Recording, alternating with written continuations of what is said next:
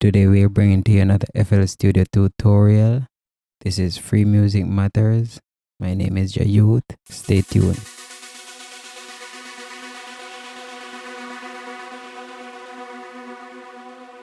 The audio setup in FL Studio. We're going to go back up to the menu option here. We're going to go up to the menu option here. We're going to hit options. And we're going to go to audio settings. Now this bring up the whole settings tab where you can do your MIDI, audio, general, file, project, info, debug, and you have your about.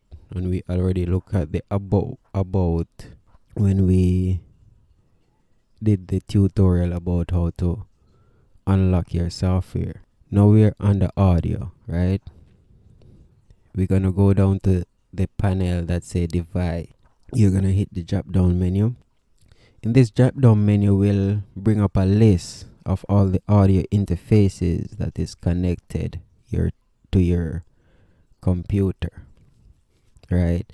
And from this list you're gonna select the one that you want to use. That's about the basics of it, right?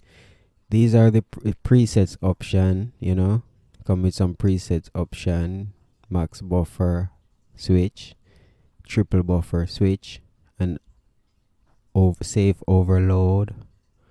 And with these other options you can go in and fine tune how FL Studio handle your audio device. If you're having latency problems, you give it a bigger buffer, right?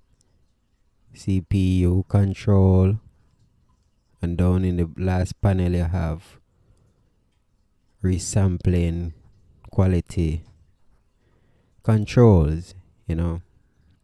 For the newcomer, these panels, fine-tune panels, are a little more technical.